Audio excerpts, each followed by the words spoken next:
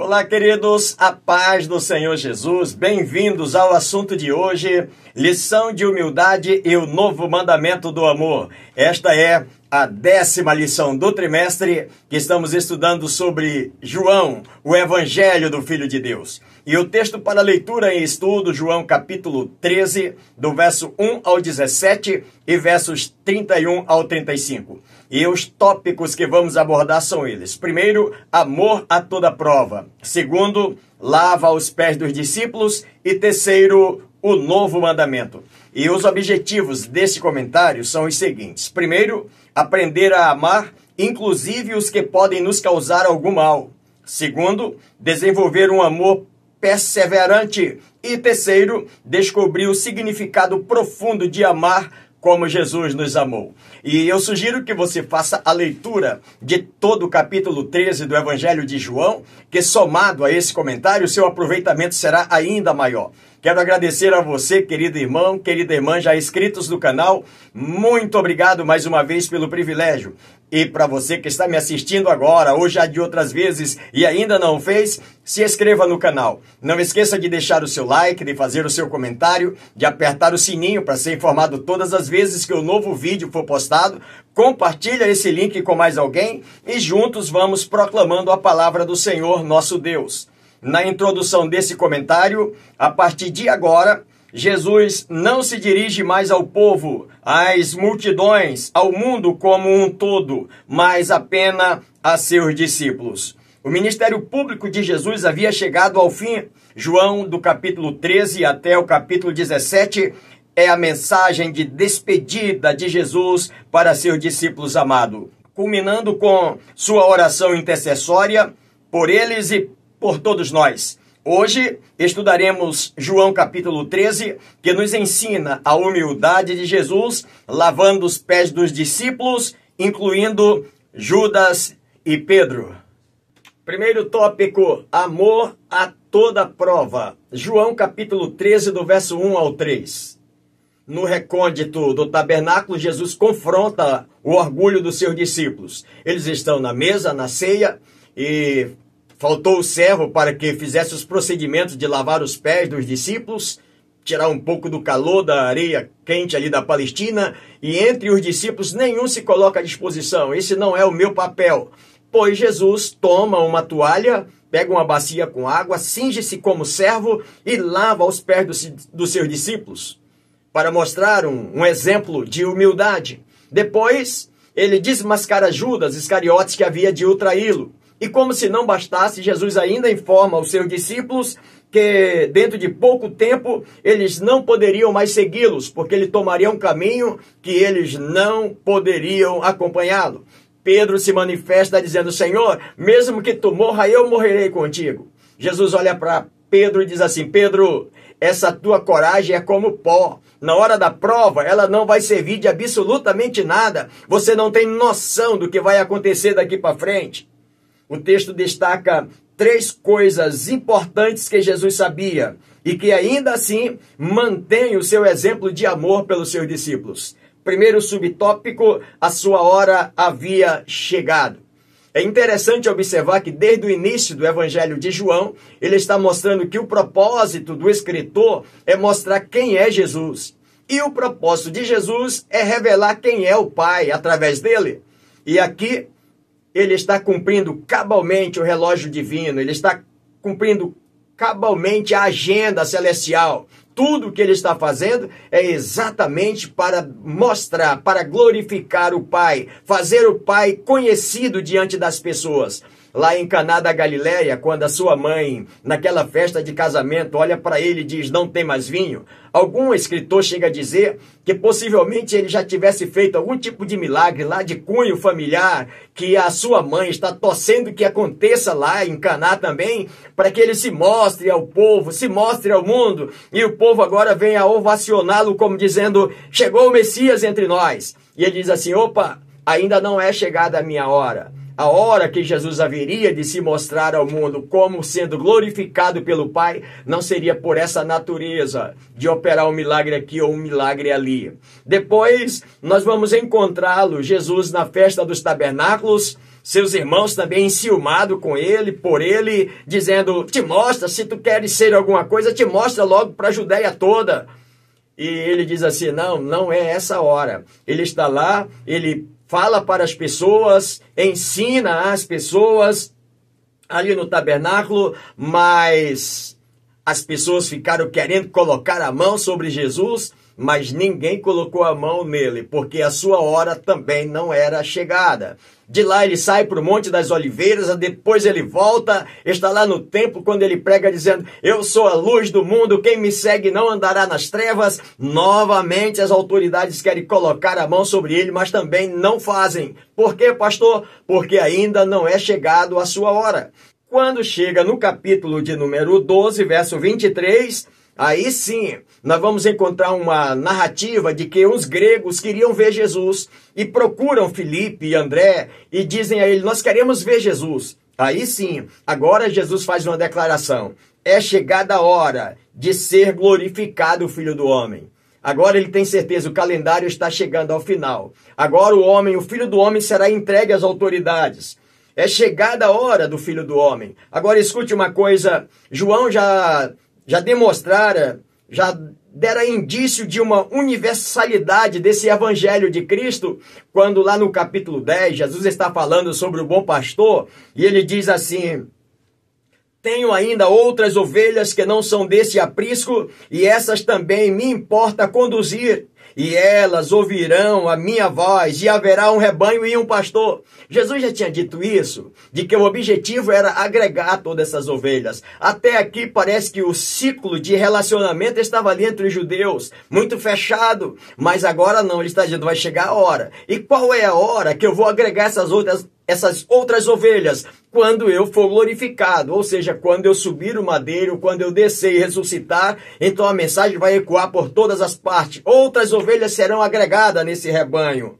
A cruz elevaria Jesus à glória, porque nela seria consumada a sua missão expiatória, somente na cruz. A cruz era necessária com um prelúdio à sua ressurreição, à sua glorificação. Por isso aqui no capítulo 13, verso 1, ele diz que tendo amado os seus, amou até o fim. E lá no capítulo 17, verso 1, quando chega a hora da sua crucificação, ele diz, Pai, é chegada a hora, glorifica o Filho, para que o Filho também glorifique a ti.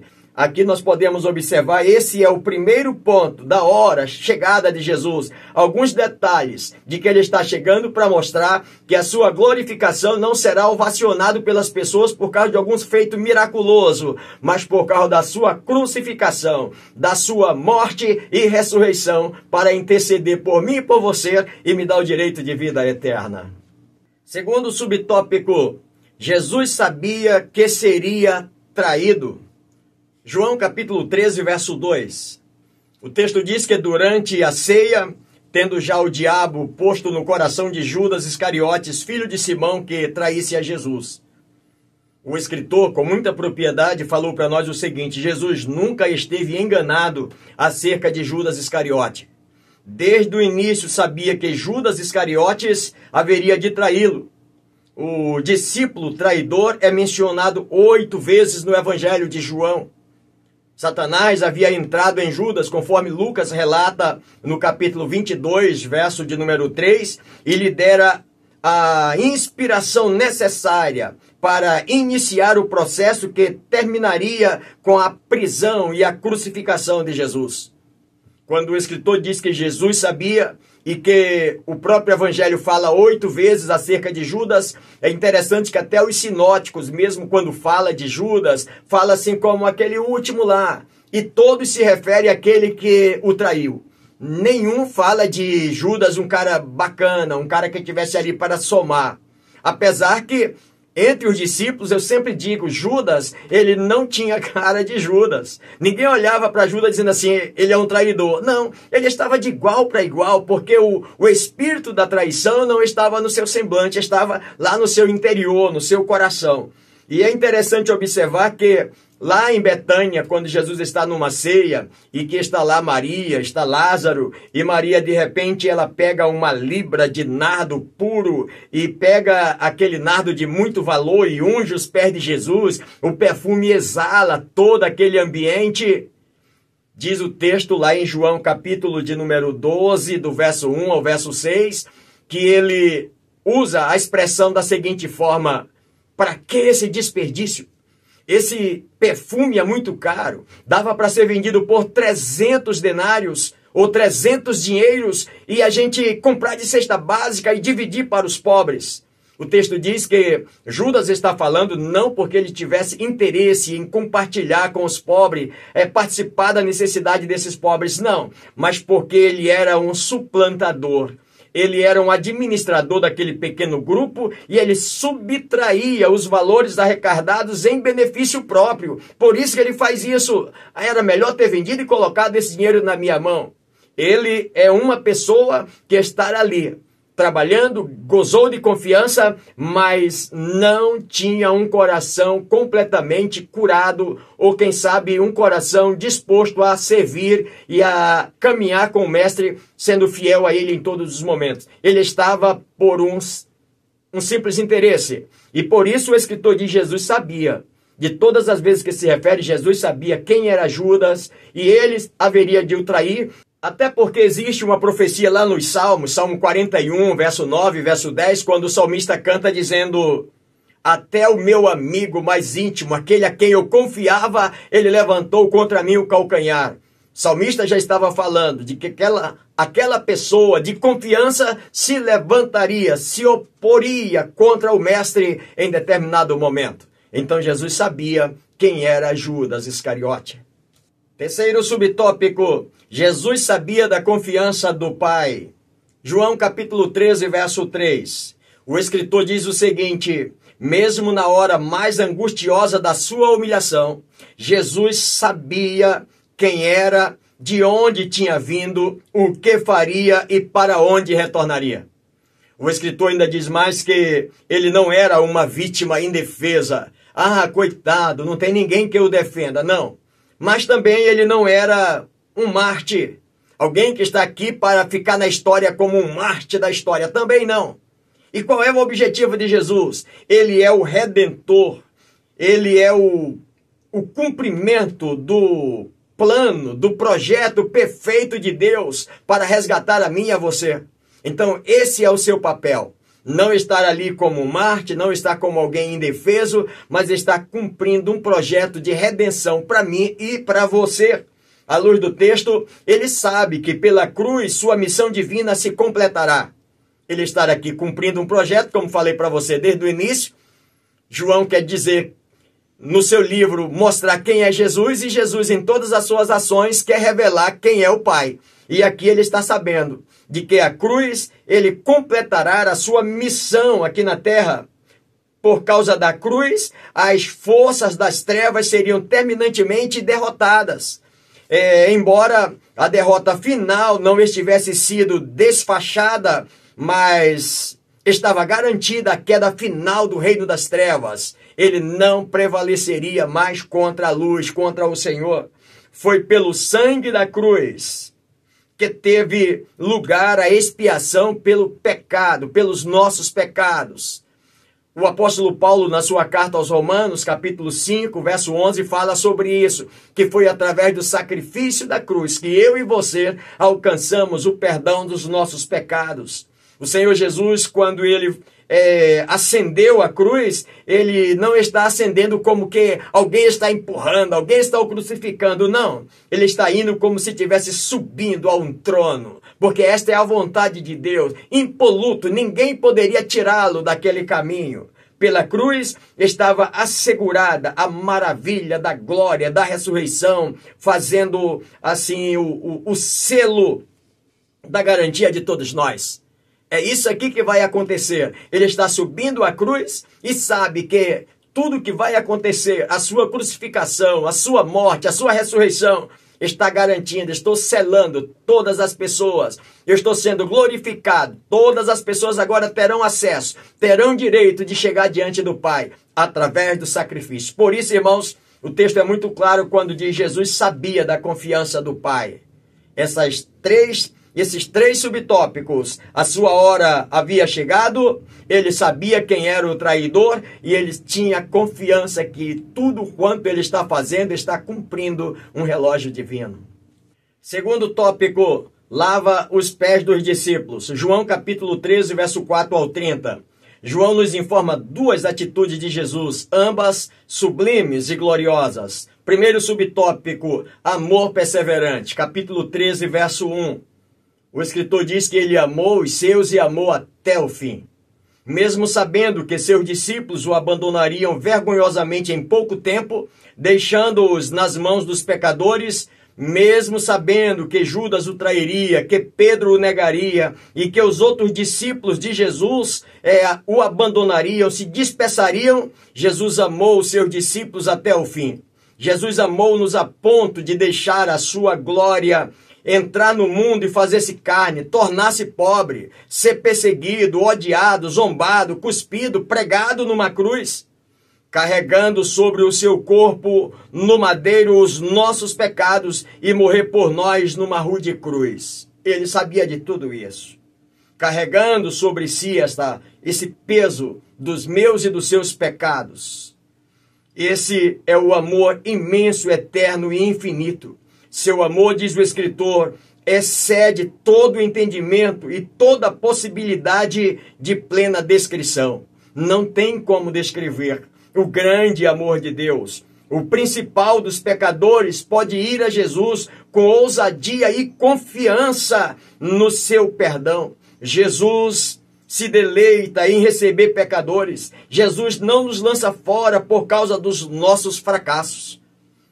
Quando nós observamos a luz do texto, nós vamos perceber na conclusão desse comentário de que Judas e Pedro, Judas o traiu, Pedro o negou, mas quando Pedro reconhece que o negou e se volta para Jesus, ele está pronto para novamente perdoá-lo e dizer: vamos seguir.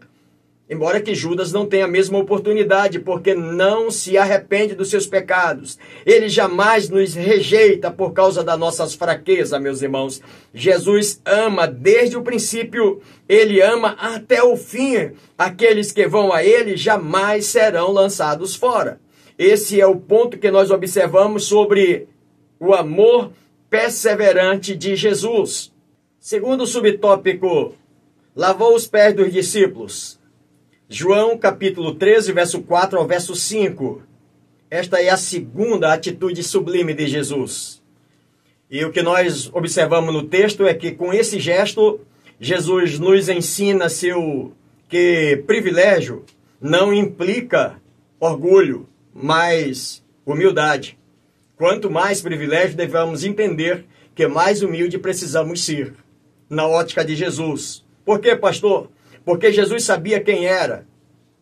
E o que ele era, irmãos? Ele sabia de onde tinha vindo, para onde estava indo. Sabia sua origem, o seu destino. Sabia que era o Rei dos Reis, o Filho do Deus Altíssimo. Sabia que o Pai tudo confiara em suas mãos, que era o soberano do universo. Contudo, sua majestade não levou à autoexaltação, mas à humildade mais profunda. Que lição maravilhosa que nós podemos extrair. O que ele sabia determinou o que fez. Ele sabia da sua exaltação, ele sabia da sua glória, ele sabia do seu poder, da sua majestade, mas ele determinou que ele queria servir. Estava cumprindo o calendário do Pai, mais uma vez lhe digo, através do texto. É isso que ele quer fazer, alcançar a mim e a você, resgatando-os de volta para Deus, cumprindo as promessas feitas ainda a Abraão. Sua humildade não procedeu da sua pobreza, mas da sua riqueza.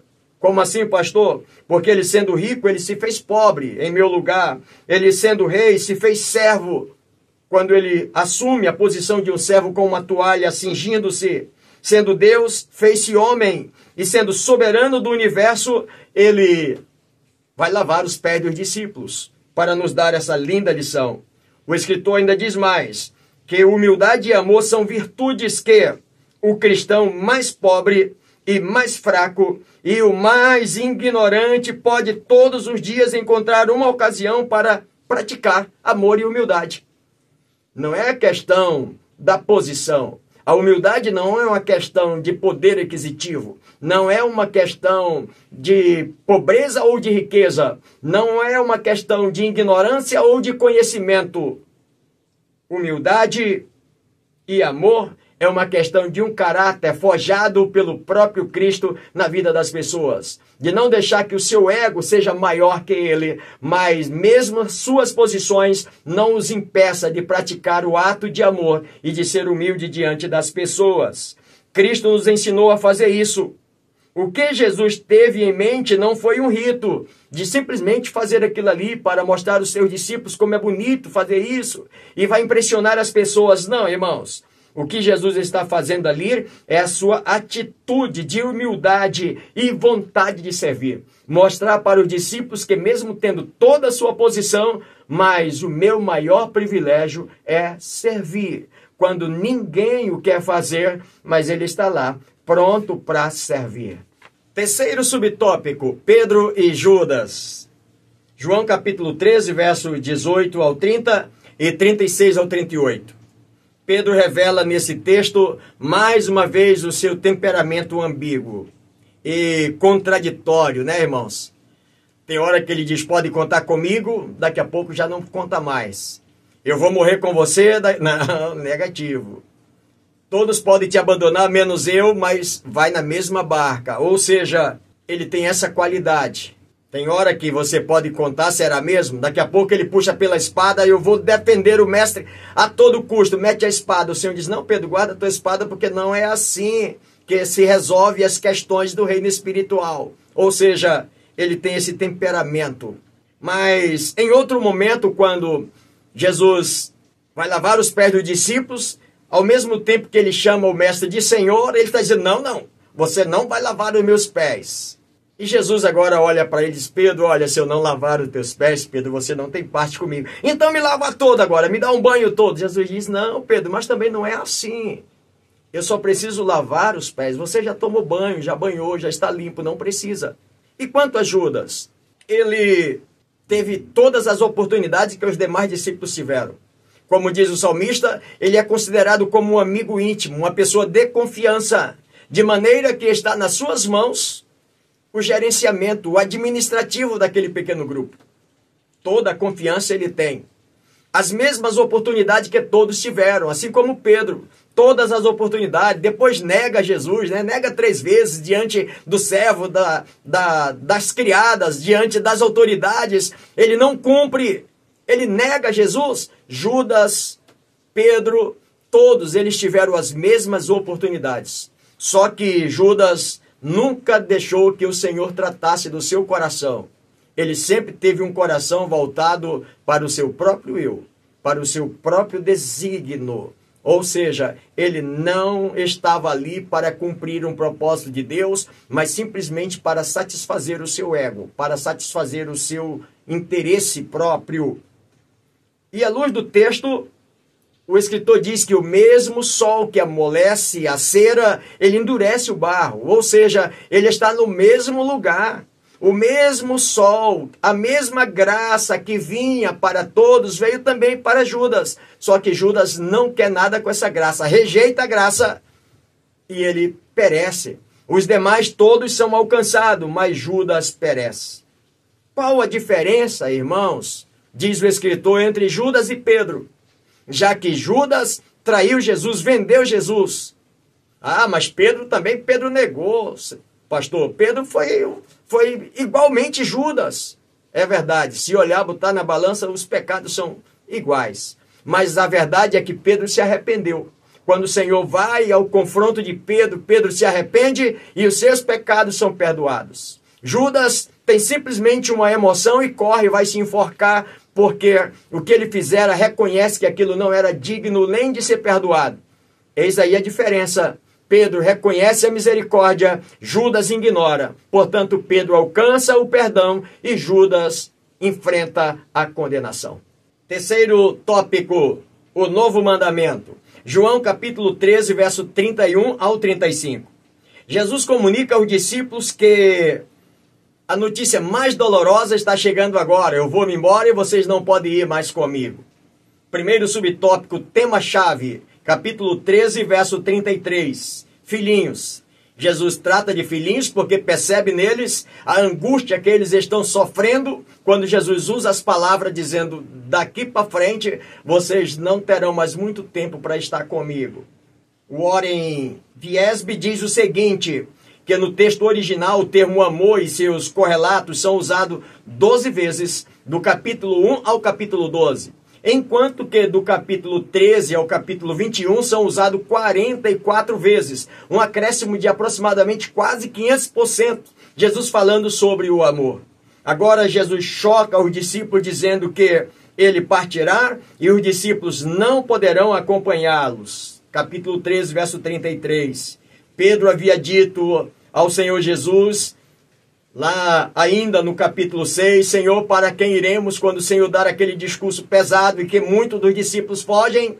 Para quem iremos? Só tu tem palavra de vida eterna.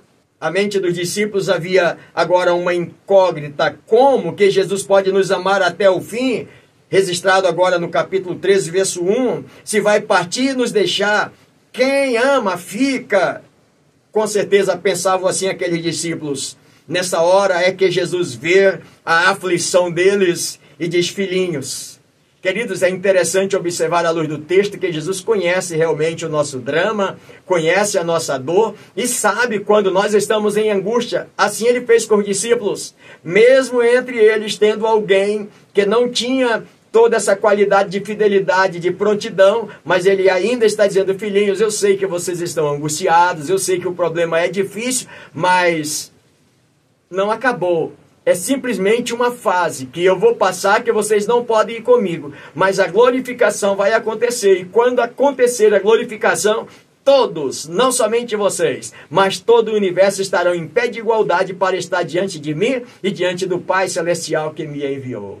Segundo subtópico, novo mandamento. João capítulo 13, verso 34. Jesus está dizendo para eles: eu estou indo, mas eu estou deixando um novo mandamento para vocês. E que novo mandamento é esse? O novo mandamento do amor.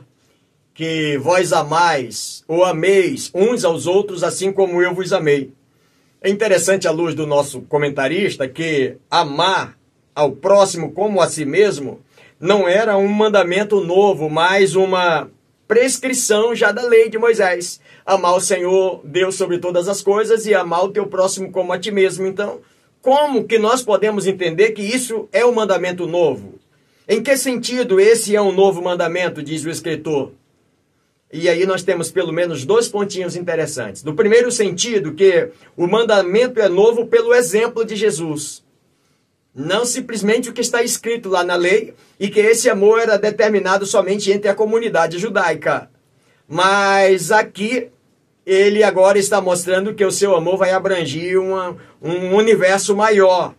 Assim como eu vos amei. Jesus amou os seus discípulos e andou com eles. Amar e andar junto. Jesus amou os discípulos e os ensinou. Jesus amou os discípulos e o exortou. Jesus amou os discípulos e os serviu. Jesus amou os discípulos e deu a sua vida por eles. Jesus amou os seus discípulos não como a si mesmo, porém mais do que a si mesmo. Então é esse o mandamento que ele está dando. Vocês vão amar, se possível, amar mais do que a vocês próprios.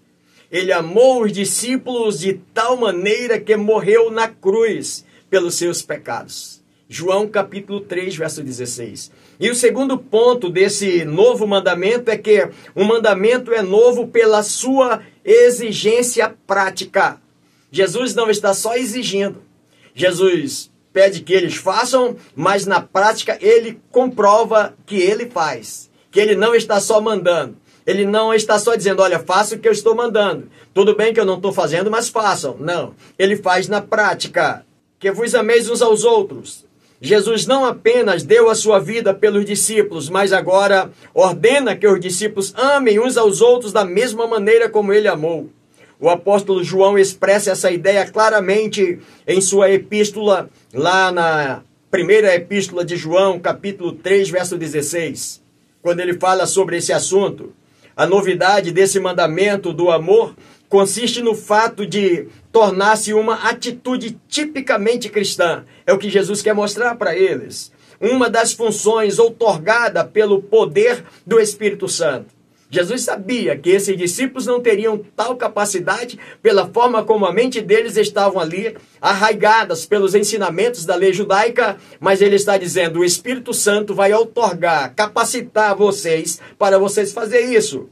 Certamente, a renovação das fronteiras até então prevalecia a tradição judaica somente ali naquele cerco entre os judeus. Jesus está dizendo que o mandamento que eu vou deixar para vocês, através da minha morte, o Espírito Santo vai outorgar esse poder e que vocês não vão ficar privados simplesmente dessa comunidade judaica, mas que vocês vão além fronteiras, alcançar outros povos para serem alcançados pelo meu amor, e isso só será possível após a minha glorificação. A verdade que já está ilustrada lá pela história do bom samaritano em Lucas capítulo 10, o que Jesus queria fazer.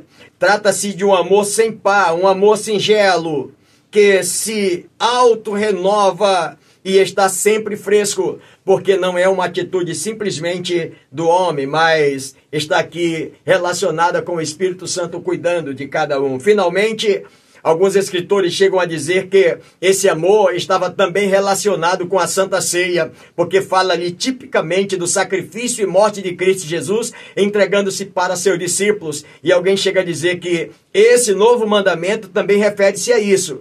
Essa ceia não será mais, essa Páscoa, esse momento não será mais simplesmente com essa comunidade fechada, a comunidade dos judeus, mas através da minha morte, ressurreição e glorificação, alcançaremos todas as pessoas e todos participarão desse novo mandamento, o amor de Deus, para que vocês compartilhem com todos. Terceiro e último subtópico do nosso comentário de hoje, testemunho do amor, João capítulo 13, verso 35. O texto diz, nisto conhecerão todos que sois meus discípulos, se tiverdes amor uns aos outros. Jesus ensina que o amor é a apologética final, o argumento decisivo, a evidência mais robusta de que somos seus discípulos é o amor desenvolvido entre os irmãos. O discípulo é aquele que transforma suas palavras em ações e seu amor em serviço. É isso que Jesus quer mostrar. Aquilo que ele já ensinou, aquilo que ele fez na prática, não simplesmente de palavras, mas com atitude. Ele vai entregar a sua própria vida. Não há maior força evangelística do que a prática desse novo mandamento que Jesus está dando para os seus discípulos, o exercício do amor.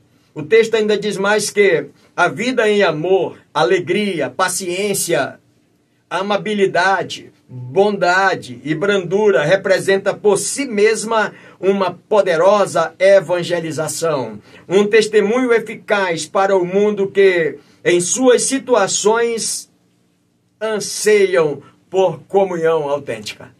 Ele está mostrando que esse fruto, esse desenvolvimento, esse amor mútuo revelado, sem fronteira, que alcança todas as pessoas, com essa ajuda, com esse poder, com essa outorga do Espírito Santo, ajudando com que todas as pessoas vivam isso, esse é o maior poder do evangelismo. Às vezes eu fico pensando que hoje nós estamos muito bons, às vezes, em fazer campanhas, em fazer demonstrações, em fazer chamadas e tudo mais. E quando se faz, às vezes, um evangelismo e parece que tudo é uma festa, mas, na verdade, o que demonstra o verdadeiro impacto do evangelismo não é os tantos movimentos que se faz, mas, a verdade, a unidade, a união e o amor que esse povo vive. Isso faz a diferença. Isso fez a diferença na igreja primitiva e ainda faz nos nossos dias. É importante enfatizar que Jesus não está dizendo que os dons espirituais, os milagres, a ortodoxia ou o conhecimento bíblico são as marcas do verdadeiro discípulo. Ele não está ignorando, né, irmãos? Eu posso sim buscar os dons espirituais, para os nossos dias. Existem alguns algum segmento evangélico que não crê para os nossos dias, mas nós cremos que ainda é para os nossos dias os dons de Deus. Nós cremos também no poder do conhecimento da palavra de Deus. É importante também estudar, se preparar, conhecer. É louvável quando a gente vê alguém expondo com tanto conhecimento e com tanta propriedade a palavra de Deus. Mas Jesus não está mostrando que esse é o foco principal para alcançar as pessoas que precisam ser alcançadas pelo poder do Evangelho. O poder principal, o amor de Deus, derramado no coração das pessoas, vivido na prática, isso convence o pecador. Há quem diga que as nossas palavras muitas vezes convencem, mas o nosso testemunho eles arrastam. Nisto conhecerão todos que sois meus discípulos, se tiverdes amor uns pelos outros. É uma qualidade da alma que o indivíduo sente ser natural, servir ao próximo como a si mesmo. E essa qualidade natural da alma, eu preciso, você precisa, nós precisamos da outorga do Espírito Santo para que possamos produzir aquilo que Paulo está falando lá em Gálatas capítulo 5, verso 22, pelo fruto das qualidades dessa semeadura nesse solo que produz o amor de Cristo Jesus em nossos corações. Eu finalizo o comentário de hoje com um pensamento do Champlin, quando ele diz assim: diz que o amor de Deus chega à mais elevada estrela, bem como ao mais profundo inferno. E ele faz uma pergunta dizendo o seguinte: até que ponto o nosso amor nos leva? Até aonde nós chegamos através do nosso amor? Na aplicação pessoal desse comentário, o escritor diz o seguinte: temos hoje muitas pessoas importantes na igreja, mas poucos servos. Muita gente querendo ser servida, mas poucos prontos a servir. A humanidade de Jesus repreende o nosso orgulho. Querido colega, querido companheiro, querido professor, professora, querido aluno, querida aluna, a você que me acompanha nesse momento, espero poder ter contribuído com você mais uma vez com esse comentário e vamos caminhando juntos como sal da terra e luz do mundo e sempre avançando pela fé.